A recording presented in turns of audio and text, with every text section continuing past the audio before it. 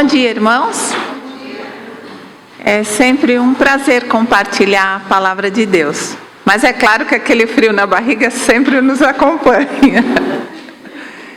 Um dia a irmã Elisa falou assim, que com essa apresentação dos personagens, ela reparava um pouquinho da personalidade de cada uma das mulheres que tem compartilhado os personagens bíblicos. E então os irmãos percebem que algumas pessoas são mais tecnológicas, que nem a irmã Maria José, né? Então ela capricha nos slides, e eu ainda estou naquele Ctrl+C, Ctrl+V, então que os irmãos me perdoem, né? A simplicidade dos slides. O profeta de hoje o personagem de hoje é o profeta Elias.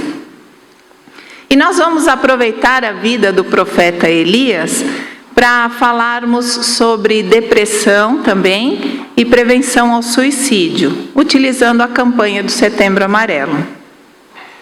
Para quem não sabe, Setembro Amarelo começou em 1994 nos Estados Unidos, por conta do suicídio de um jovem de 17 anos. Era um adolescente de 17 anos chamado Mike. Ele tinha uma personalidade muito doce, muito carinhosa. E ele tinha muita habilidade mecânica, a ponto de ele próprio reformar um Mustang 68 que ele tinha. Então, reformou o Mustang mecanicamente e esteticamente também, pintando esse Mustang de amarelo. Só que nem a família, nem os amigos notaram os sintomas da depressão na vida desse menino. E ele veio a suicidar-se. E no funeral de Mike, os amigos prepararam cartõezinhos amarelos e fitinhas amarelas com a frase: se precisar, peça ajuda. Então é importante que a gente fale sobre depressão e prevenção ao suicídio, até mesmo para que a gente reconheça mais facilmente estes sintomas, seja em nossas próprias vidas ou na vida das pessoas que nós convivemos. No Brasil, pode passar? Antes de falar a importância, literalmente, de falarmos, né, sobre depressão e suicídio, é saber que sem saúde mental não há saúde física. Precisamos cuidar da mente para que o corpo funcione bem. Porque quando a mente da gente não dá conta de alguma situação, problema, ele joga essa tensão, essa angústia para o corpo em forma de sintomas ou doenças. Eu queria comentar que no Brasil a campanha começou a partir de 2015. A Associação Brasileira de Psiquiatria, junto com o Conselho Federal de Medicina e com o apoio do CVV, o Centro de Valorização à Vida, decidiram literalmente trazer essa campanha do Setembro Amarelo para o Brasil, para que as pessoas tivessem realmente consciência sobre este assunto. Então é importante termos essa consciência de que saúde mental também não é para ser pensado somente em setembro. Precisamos nos preocupar com a nossa saúde mental e a das pessoas ao redor durante todo o ano. Vamos então falar de Elias para que a gente reconheça alguns sintomas de depressão na vida de Elias. Elias era um tisbita da cidade de Tisbe, e em algumas traduções de nossas Bíblias nós vamos encontrar que Elias era um tisbita de Tisbe, e em outras traduções fala que ele era um tesbita da cidade de Tisbé. Indiferente de qual tradução seja, isso significa que era de uma região de Gileade. Então essa a importância para que saibamos. Elias viveu no século 9 antes de Cristo. durante os reinados dos reis Acabe e do rei Acasias, que era filho de Acabe, que foi quem o sucedeu. O nome Elias significa o Senhor é Deus. A Bíblia não relata nada sobre a vida pessoal de Elias, nem a vida familiar dele. A Bíblia relata sobre o ministério de Elias. E o seu ministério começa com um anúncio de uma grande seca. Essa é a primeira profecia de Elias, anunciando essa grande seca, por conta de sua oração, literalmente para que não chovesse. E assim se fez, não choveu por 3 anos e meio. E nesse período, Deus supriu as necessidades de Elias, mandando corvos para alimentarem Elias, mandando uma viúva para alimentá-lo e mandando um anjo para alimentá-lo. Ainda no ministério de Elias, ele confrontou 400 profetas de Baal, os venceu, os matou e foi perseguido por Jezabel, que desejava sua morte. Eu só estou passando rapidamente assim um pouco do ministério de Elias, depois vamos falar um pouco mais calmamente.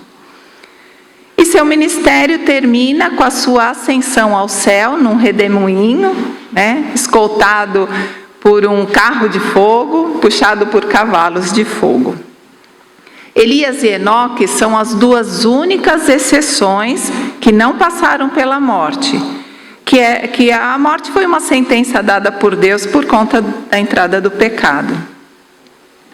Os irmãos vão se assustar com as folhas, nós não vamos ficar até 1h lendo folhas, mas como eu não costumo digitar nada, amo escrever, então as folhas são aumentadas pela escrita à mão.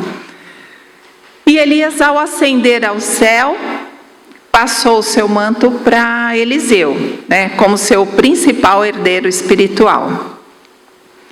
Onde encontramos o nome de Elias na Bíblia?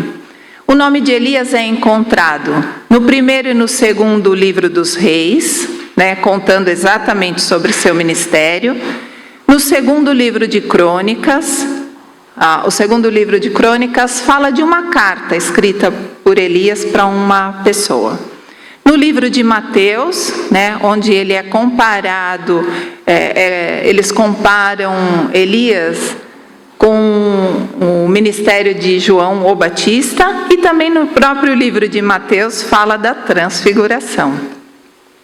Na carta aos Romanos, Paulo faz uma citação de Elias, literalmente uma frase dita por ele. E Tiago faz uma reflexão sobre a importância da oração. Então é indiscutível que Elias era um homem de oração.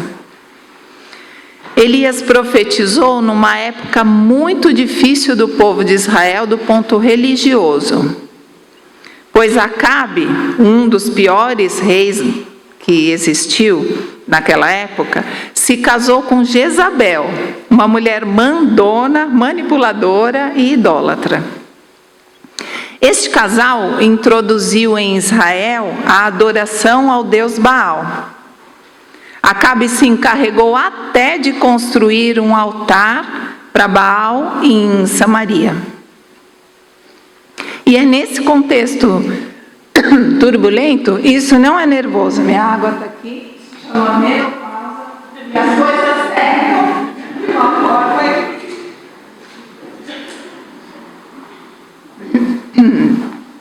Mas que bom que a adaptação é a maior característica do ser humano. Nos adaptamos a tudo nessa vida.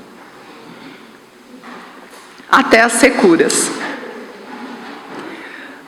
É nesse contexto turbulento de idolatria e paganismo que Elias foi chamado como porta-voz de Deus.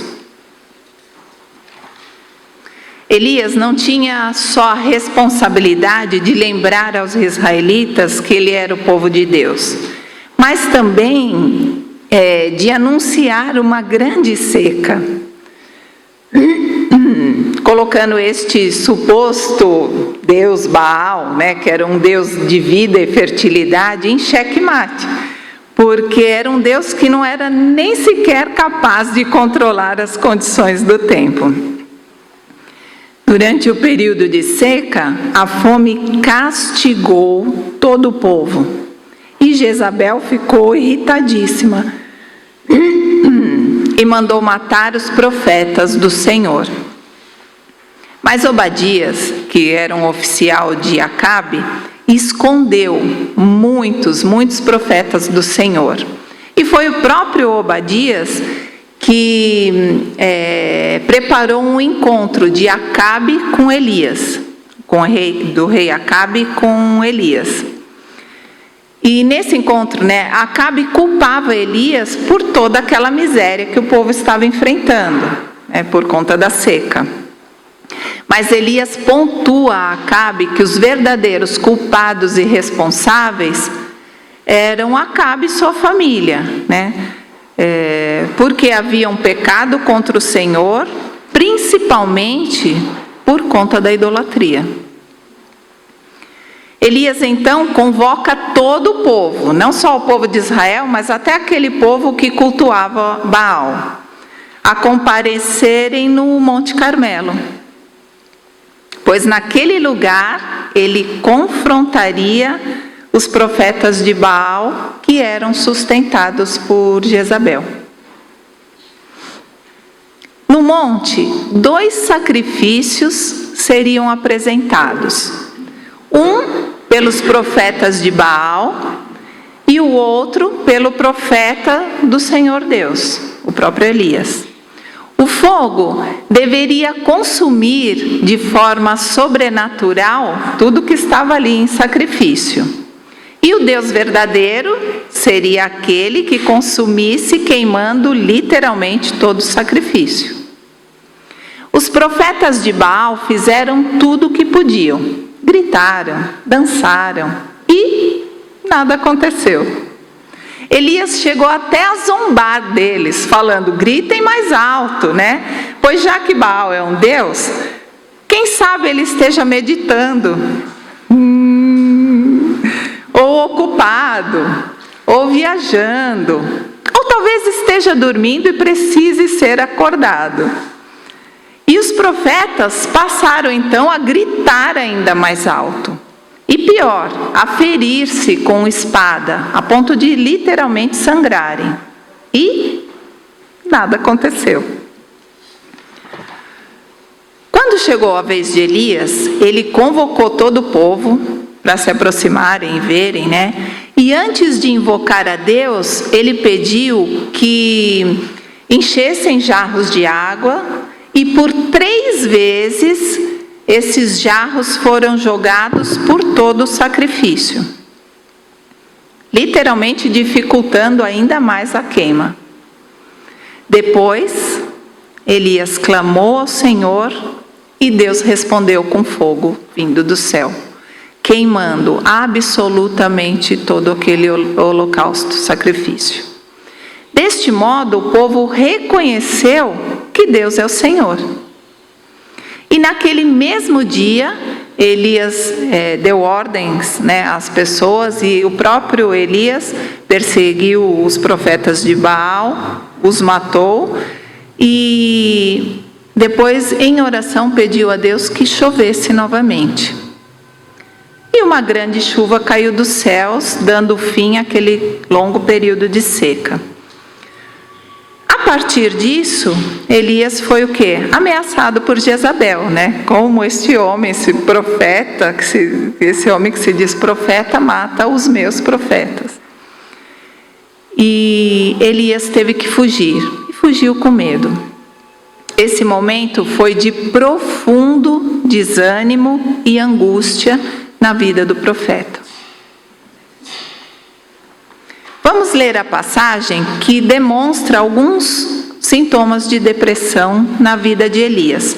Os irmãos podem acompanhar pela folha, os irmãos que tiverem a folha, ou literalmente pelo data show. Vamos ler. Primeiro, livro dos Reis, 19, os versículos de 1 a 9, que diz assim: Ora, Acabe contou a Jezabel tudo o que Elias tinha feito e como havia matado todos aqueles profetas à espada. Por isso, Jezabel mandou um mensageiro a Elias para dizer-lhe: que os deuses me castiguem com todo rigor, caso amanhã, nesta hora, eu não faça com a sua vida o que fez com a deles. Elias teve medo e fugiu para salvar a vida. Em Berseba de Judá, ele deixou o seu servo e entrou no deserto, caminhando um dia. Chegou a um pé de giesta, sentou-se debaixo dele e orou, pedindo a morte. Já tive o bastante, Senhor. Tira minha vida. Não sou melhor do que os meus antepassados. Depois, se deitou debaixo da árvore e dormiu. De repente, um anjo tocou nele e disse: levante-se e coma. Elias olhou ao redor e ali, junto à sua cabeça, havia um pão assado sobre brasas quentes e um jarro de água. Ele comeu, bebeu e deitou-se de novo. O anjo do Senhor voltou, tocou nele e disse: levante-se e coma, pois a sua viagem será muito longa.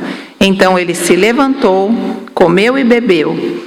Fortalecido com aquela comida, viajou 40 dias e 40 noites, até que chegou a Horebe, o monte de Deus. E ali entrou numa caverna e passou a noite. Então, a partir desse texto, vamos também tirar algumas lições. Primeira lição. A primeira lição é: depressão é uma doença e pode acometer pessoas de qualquer idade, qualquer classe social e qualquer crença ou religião. Dois pequenos textos. Primeiro livro dos Reis, 17:24, que diz: então a mulher disse a Elias: agora sei que tu és um homem de Deus, e a palavra do Senhor vinda da sua boca é verdade. E o segundo texto está no primeiro livro dos Reis 19, de 3 a 5, que acabamos de ler. É importante sabermos que depressão é uma doença, porque se é doença, precisa de tratamento. Depressão não é frescura. Não é frescura. Depressão não é falta de Deus. É incontestável, né, que Elias era um homem de Deus. As causas da depressão podem ser genéticas, podem ser biológicas, podem ser ambientais. O ambiente muitas vezes adoece as pessoas e podem ser circunstanciais, como, por exemplo, por perdas significativas, luto, literalmente. A depressão pode ser leve, pode ser moderada ou pode ser literalmente severa.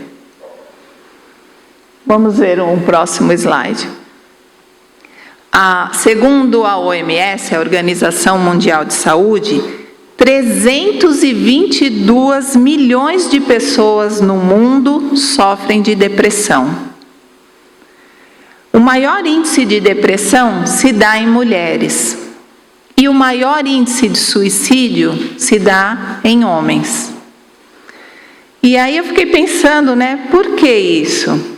Muito provavelmente porque as mulheres procuram mais ajuda e muito mais facilmente compartilham os seus sentimentos, os seus problemas com as amigas. Em contrapartida, os homens relutam buscar ajuda, relutam passar por médicos e se exporem a tratamentos, além de guardarem insistentemente os seus problemas, as suas emoções, pouco compartilhando.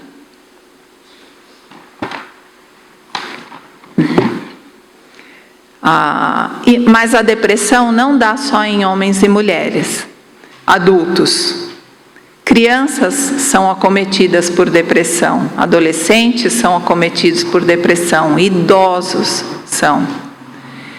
E eu tenho alguns amigos enfermeiros e eles estão admirados à quantidade de entradas de tentativas de suicídio nos hospitais. Pouco se divulga isso hoje em dia, mas a entrada com tentativas de suicídio ou automutilações a ponto de se cortarem drasticamente cresceu absurdamente. Não só por conta da pandemia, a pandemia foi um causador que desencadeou muito tudo isso, mas literalmente a desesperança das pessoas tem causado muito isso. O diagnóstico em criança é muito confundido, é de difícil diagnóstico, porque é confundido com timidez e introspecção. Os pais muitas vezes observam aquela criança mais quietinha e aí, talvez por um mecanismo de defesa, negação, digam: essa criança é tímida, meu filho é muito tímido, meu filho não interage muito com as pessoas, ele gosta de ficar isolado, é muito introspectivo. Então, que estejamos atentos. Pode ser uma característica da criança? Pode. Pode ser literalmente timidez? Pode. Mas, normalmente pode ser um sofrimento, porque aquela criança não sabe entender o sentimento, não sabe entender que tristeza é aquela que toma ela, e ela não sabe que mal-estar é aquele? Pode. E ela não sabe expressar isso para os familiares. Então, precisamos estar atentos às crianças mais apáticas, mais quietinhas, para que a gente possa ajudar de alguma forma. Há também o perigo da depressão sorridente. É um termo que as pessoas acabam usando, onde essa depressão sorridente, ela camufla, ela mascara sintomas da depressão. Porque essa pessoa aparenta sempre uma felicidade, está sempre com um sorriso nos lábios, está sempre fazendo piadinhas para alegrar e agradar as pessoas. Mas internamente existe uma angústia muito grande. Então também é de difícil diagnóstico, essas pessoas. Pessoas capazes de sorrir muitas vezes, de viver literalmente momentos alegres, fazer piadas constantes, mas ainda assim nutrir pensamentos de morte e ideias suicidas. Pode passar. Eu trouxe duas figuras.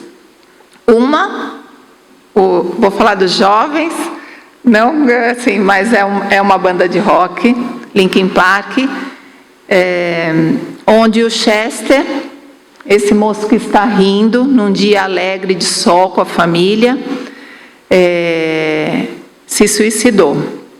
Essa foto foi tirada 36 horas antes do suicídio dele. E uma outra foto, mas que não morreu, essa menininha foi salva, tentou o suicídio, uma criança de 8 anos. Uma foto tirada pela mãe brincando em casa, horas antes da noite que ela tentou o suicídio. Graças a Deus a família pôde socorrê-la e ela passa bem. As duas fotos mostram pessoas sorridentes, num ambiente familiar, assim, onde existem sorrisos nos lábios. Então, precisamos ficar atentos, porque algumas pessoas não dão pistas visíveis. Mas, no dia a dia, sempre o inconsciente se manifesta de alguma forma. Então, as crianças, ainda que entristecidas, mas com um sorriso no rosto, algumas vezes, demonstram isso nos desenhos, na forma como brincam. E no caso do Chester, o vocalista do Linkin Park, O último álbum dele, né, de música, as músicas eram extremamente entristecidas, as letras eram doloridas até, né, de serem lidas. Então, o inconsciente sempre acha uma forma de se manifestar. Só precisamos estar atentos para observar. E para estarmos atentos para observar, precisamos tirar os olhos dos nossos próprios umbigos e olharmos para as pessoas, para a necessidade das pessoas. Algumas pessoas literalmente sabem que estão adoentadas. Então, ouvimos muitas pessoas dizerem: acredito que eu esteja depressiva, acredito que eu esteja passando por um momento de depressão. Mas algumas pessoas não sabem que estão doentes e vão precisar da nossa ajuda para pontuar, né? Opa, que tristeza é essa? Que angústia é essa? Né? Então, algumas pessoas vão literalmente precisar não só da nossa ajuda, mas da nossa pontuação para o autocuidado. Outro detalhe que você falou na depressão sorridente, mas também tem a agitação. A criança, às vezes, agitada, inquieta, né? Por não saber lidar com aquela emoção que sente. Então, alguns pais acreditam que aquela criança, essa hiperatividade dessa criança, muitas vezes, né, eles confundem. Hoje em dia usam os termos que a gente escuta para absolutamente tudo. E às vezes não é uma hiperatividade. Essa agitação é um jeito da criança demonstrar que não está bem. Então, aquela criança que aparentemente é mal educada ou desobediente, às vezes só está chamando a atenção de alguma forma, sem ela própria se dar conta disso. O profeta Elias, né, um homem levantado por Deus, passou por um longo período de estresse. Todo ser humano que passa por longos períodos de estresse, correm o risco de adoecerem. Nós percebemos isso literalmente, meio que pós-pandemia, né? Um período longo de estresse, onde somos bombardeados do que? De notícias ruins. Quando não são notícias ruins em nossas próprias vidas, são notícias ruins na vida das pessoas que nós amamos, então o sofrimento é constante. Longos períodos de estresse adoecem pessoas. E Elias passou 3 anos por uma severa seca, confrontou os profetas de Baal, teve que ter humildade para se submeter a uma viúva, aos cuidados de uma viúva, que como poucos recursos, tinha a última porção de farinha e um restinho de azeite. Então, imagine naquela época, para um homem ser cuidado por uma viúva que praticamente não tinha nada. Foi perseguido com ameaça de morte por Jezabel. E passou por todos esses estresses que foram relatados, fora os que nós nem imaginamos, né? O ambiente e as circunstâncias adoeceram Elias. Elias, literalmente um homem de Deus, literalmente um homem de oração, temente a Deus, em comunhão com Deus, teve depressão. Há uns anos atrás, eu atendi uma senhora de 72 anos, que passou por uma depressão severa. Por um período grande, ela não saía de casa. Quando começou a sair de casa para médicos, terapia, foi um trabalho, né, assim, multidisciplinar, mas que demorou um período. Quando ela estava se levantando, começou a frequentar novamente a igreja, porque era uma mulher ativa na igreja. E aí, nesse retorno dela à igreja, encontrou um dia nos corredores da igreja com o pastor da igreja dela, e o pastor da igreja dela passou por ela e falou: irmãzinha, ainda bem que apareceu, né? Pastor, eu tive um período difícil de depressão, né? Acentuada. E aí o pastor disse: irmã, cristão não tem depressão, não. E essa mulher regrediu o nosso tratamento de uma forma incrível, se prostrou e passou a sentir culpa. Um dia no atendimento ela falou assim: Silvia, eu sou uma cristã medíocre demais, eu devo estar em pecado, eu estou fazendo algo errado, porque um cristão não tem depressão. E aí, lá estou eu, né, que o Conselho Federal de Psicologia, né, não me abomine, mas eu peguei a Bíblia e falei assim: olha aqui, você está lendo essa passagem do profeta Elias? Lemos juntas. Você acredita que esse homem era um homem de Deus? Claro, Silvia, um homem de oração, um homem temente a Deus, um homem que orou e parou de chover, orou e choveu, né? Orou e confrontou os profetas. Então, este homem de Deus teve depressão. Aí ela olhou, né, e falou: se Elias teve depressão, quem sou eu? Mera mortal, né? Ela ainda... E chegou até dar um sorriso naquele momento. E a partir dali ela voltou, retomou as medicações, retomou o tratamento e se levantou novamente. Então é muito importante que fique claro, ser cristão não nos dá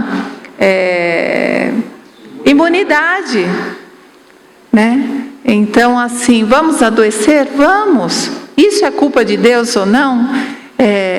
Não, muitas vezes nos expomos, né, de alguma forma a vírus, ou até mesmo não cuidamos da nossa saúde mental e acabamos adoecendo. Enfim, o que eu amo nessa igreja é o conhecimento, né? Assim, então é bom que isso nunca aconteceria aqui, né? Essa forma de descaso. Então é bom que estejamos atentos, né, às pessoas. Vamos ver alguns sintomas da depressão de Elias. O texto que nós lemos, né, diz sobre um sentimento de medo. Fala assim que Elias sentiu medo e fugiu para o deserto. Ele teve esse sentimento de medo. Muitas vezes a depressão vem atrelada a outras doenças mentais, como por exemplo a ansiedade. E a ansiedade traz exatamente um medo exagerado. Isolamento social. Elias deixou seu servo e partiu para o deserto sozinho. Elias teve desânimo e cansaço, teve anedonia, falta de prazer, teve pensamentos de morte, literalmente queria morrer, e nessa oração que ele fez a Deus, ele falou: Senhor, eu não sou melhor do que ninguém, então demonstrando também uma baixa autoestima naquele instante.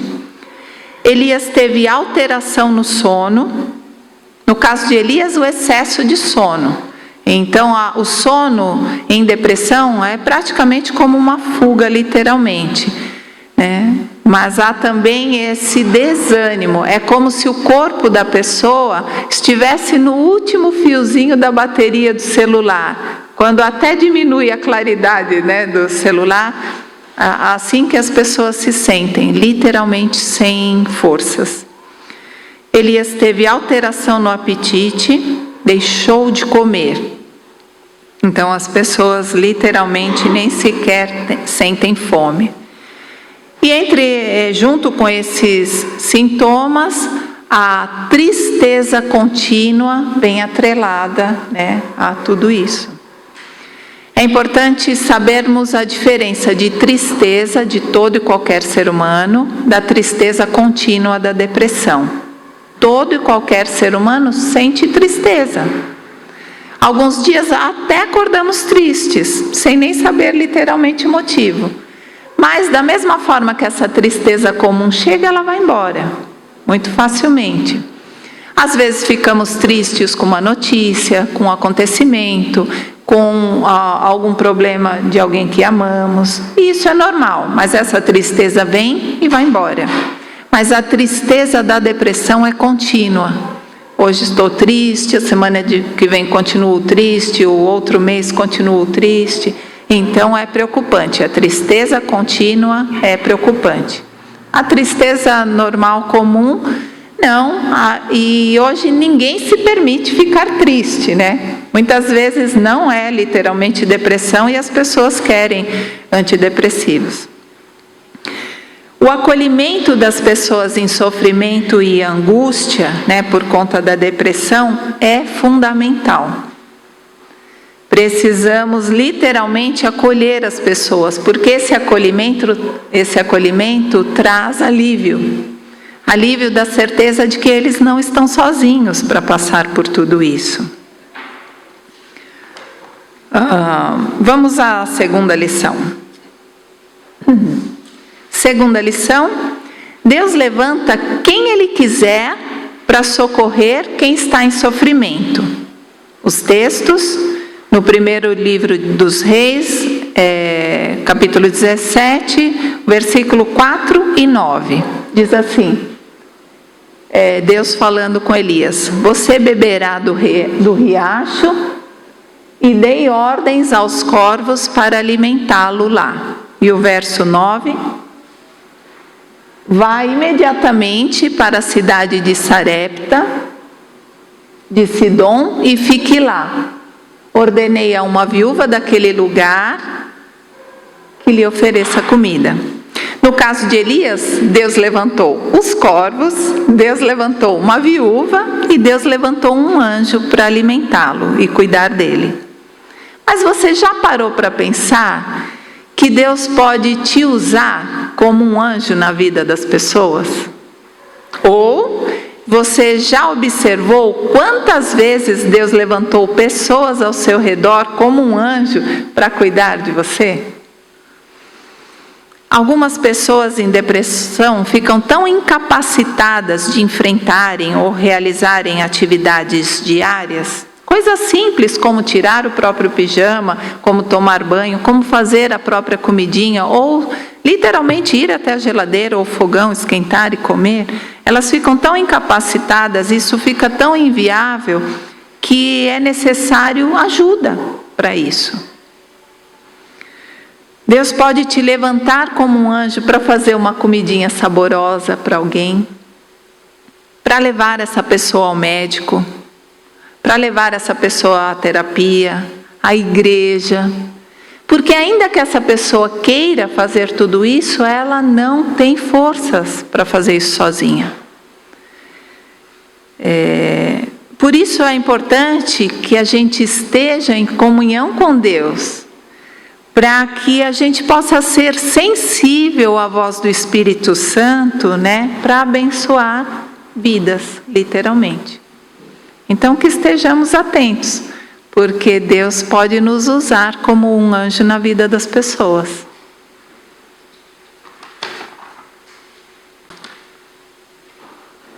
Pode passar. Deixa eu ver onde eu coloquei mais um.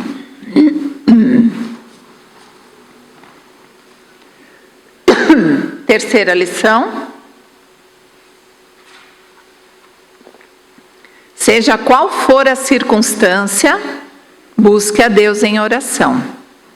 Os textos, o primeiro livro dos Reis 18, os versículos 36a e 42b, que diz assim: à hora do sacrifício, o profeta Elias colocou-se à frente e orou. O 42, então Acabe foi comer e beber, mas Elias subiu até o alto do Carmelo, dobrou-se até o chão e pôs o rosto entre os joelhos. O outro texto, Tiago 5, Elias era humano como nós. Ele orou fervorosamente para que não chovesse e não choveu sobre a terra durante 3 anos e meio. Orou outra vez e o céu enviou chuva e a terra produziu os seus frutos. Todas as situações que Elias é retratado na Bíblia, ele busca Deus em oração. Há muitas guerras físicas e espirituais que enfrentamos diariamente. E precisamos usar uma potente arma espiritual, que é a oração. O cristão tem quem vá à frente lutar as batalhas, as nossas batalhas, que é Deus. Deus vai à frente das nossas lutas. E a pergunta é: o que vocês fazem com os problemas quando chegam, né? O que vocês fazem quando as tribulações, a doença, a morte, o problema financeiro chega? Qual é a sua atitude? Elias buscava incessantemente a Deus em oração. O próprio Jesus nos ensinou a importância de buscar o Pai, seja para pedir, seja para agradecer, seja literalmente para que tenhamos intimidade com Deus. Que possamos, mais do que seguir o exemplo de Elias, que possamos imitar a Jesus. Jesus se mostrou em comunhão com o Pai diversas vezes. Estava angustiado, orava. Precisava de algo, orava. Precisava escolher algo, tomar alguma atitude, orava. Recebia algo, agradecia, orava. Então, que possamos imitar Jesus da mesma forma. E já que estamos falando em oração, vamos orar nesse instante para encerrarmos o estudo de hoje. Oremos. Bondoso Deus, te damos graças, Senhor, por essa manhã preparada por Ti.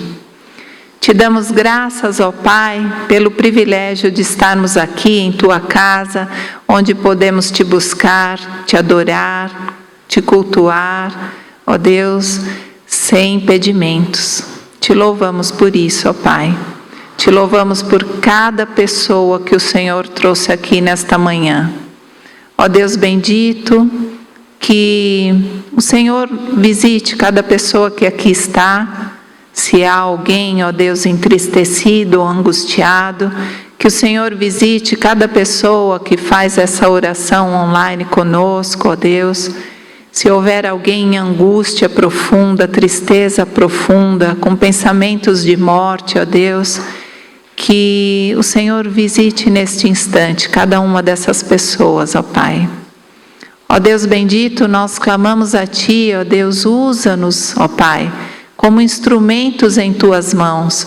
Usa-nos, ó Deus, como anjo na vida das pessoas para abençoá-las, ó Pai. Que o Senhor desperte em nossas vidas, ó Deus, um olhar atento às necessidades das pessoas angustiadas que sofrem muitas vezes em silêncio, ó Senhor. Te louvamos, ó Pai, porque o Senhor tem falado aos nossos corações, o Senhor tem nos corrigido insistentemente, o Senhor tem nos consertado, o Senhor tem nos acolhido de forma tão amorosa, ó Deus.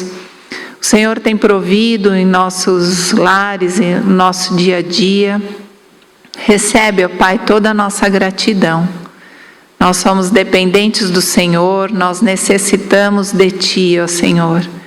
Os dias maus acontecem, os dias tristes acontecem, ó Deus, mas nós temos a certeza de que até mesmo nestes dias temos a Tua companhia, a Tua presença, o Teu sustento, a Tua força.